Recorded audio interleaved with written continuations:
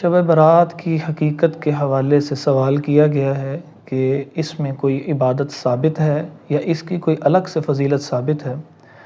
تو اس کے حوالے سے عرض یہ ہے کہ سب سے پہلی چیز جو شب برات یعنی 15 شعبان کے حوالے سے بیان کی جاتی ہے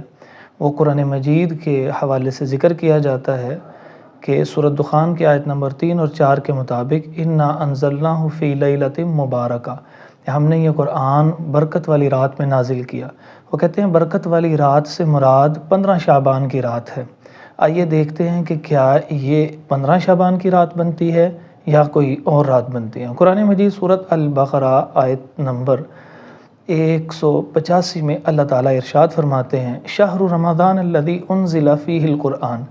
رمضان کا مہینہ وہ مہینہ ہے کہ جس میں ہم نے قرآن کو نازل کیا۔ تو اس سے یہ بات بالکل واضح ہو گئی، اظہر من الشمس ہو گئی کہ 12 مہینوں میں سے جو مہینہ قرآن کے نزول کا ہے وہ رمضان ہے، اور سورۃ البقرہ میں اللہ تعالیٰ نے جس نے خود قرآن نازل کیا اس نے فرمایا کہ ہم نے رمضان کے مہینے میں قرآن کو نازل کیا، اس لیے شعبان تو ہو ہی نہیں سکتا کیونکہ خود اللہ تعالیٰ نے رمضان کی تحدید فرما دی۔ پھر کون سی رات ہے؟ اللہ تعالیٰ نے سورۃ القدر میں ارشاد فرمایا انا انزلناہ فی لیلۃ القدر، ہم نے اسے لیلۃ القدر میں نازل کیا۔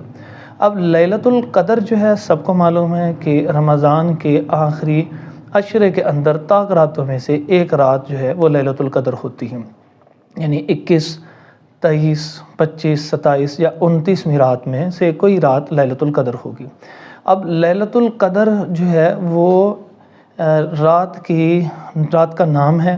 اور اس کی ایک صفت سورۃ دخان میں ذکر ہوئی ہے کیونکہ القرآن یفسر بعضہ بعضا، قرآن بعض حصہ بعض کی وضاحت کرتا ہے، تو وہاں پہ لیلۃ القدر ہی کو لیلہ مبارکہ کہا گیا ہے، اس لیے یہ 15 شعبان کی رات نہیں بنتی بلکہ لیلۃ القدر رمضان کے اندر بنتی ہے۔ اللہ رب العزت ہمیں سمجھنے کی توفیق عطا فرمائے۔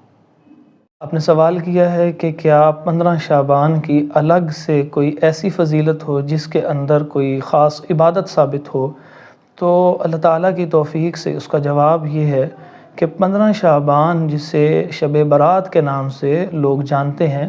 اس کی الگ سے جو عبادات کے طور پر روایات ہیں وہ ساری کی ساری سندن سخت ضعیف ہیں۔ وہ کوئی ایسی ضعیف نہیں ہے کہ ضعیف جمع ضعیف جمع ضعیف مل کے حسن لغیرہ ہی بن جائے،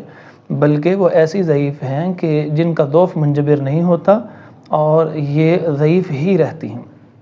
اب اس کے اندر جو حضرت علی رضی اللہ تعالیٰ عنہ کے حوالے سے ایک روایت پیش کی جاتی ہے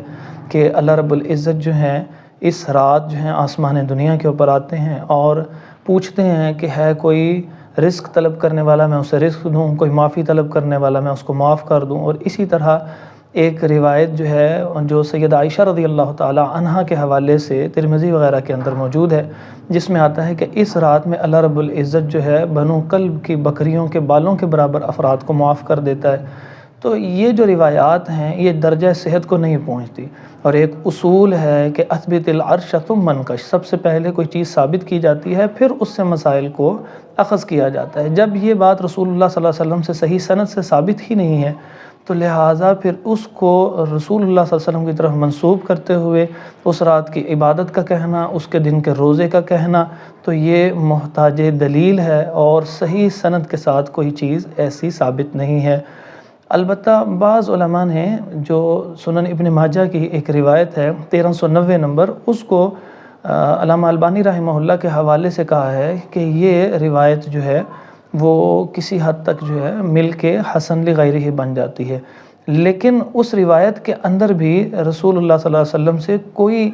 عمل ثابت نہیں ہے، بلکہ صرف اتنی سی بات ہے اس کے اندر کہ اللہ تعالیٰ اس رات آتے ہیں اور ہر ایک کی معافی ہوتی ہے سوائے مشرک اور مشاحن کے، اور مشرک کے بارے میں سب کو علم ہے کہ مشرک کس کو کہتے ہیں؟ جو اللہ تعالیٰ کے ساتھ شریک ٹھہراتا ہے، اور مشاحن وہ کہ جو کینہ پرور ہوتا ہے۔ تو ان کے علاوہ اللہ تعالیٰ سب کو معاف کر دیتے ہیں۔ اگر یہ روایت اولاً تو ثابت نہیں، اگر اس کو ثابت مان بھی لیا جائے تب بھی اس رات کی الگ سے عبادت کوئی رسول اللہ صلی اللہ علیہ وسلم سے ثابت نہیں ہے۔ اگر ثابت ہوتی تو تواتر سے صحابہ کرام رضی اللہ تعالیٰ عنہم سے یہ روایت کی عبادات جو ہیں وہ منقول ہوتی ہیں، نہ صحابہ کرام رضی اللہ تعالیٰ عنہم سے کوئی صحیح سند سے ثابت ہے اور نہ ہی رسول اللہ صلی اللہ علیہ وسلم سے ثابت ہے۔ جب ایک چیز ثابت نہیں ہے تو پھر اس کو سنت سمجھتے ہوئے کرنا یہ مناسب محسوس نہیں ہوتا، اور خیر و برکت اسی میں ہے کہ ہم سنت کے اوپر اکتفا کریں اور رسول اللہ صلی اللہ علیہ وسلم کی ثابت شدہ سنتیں ان کو ہم مانیں اور ان کے اوپر عمل کریں۔ اللہ رب العزت ہم نے سمجھنے کی توفیق عطا فرمائے۔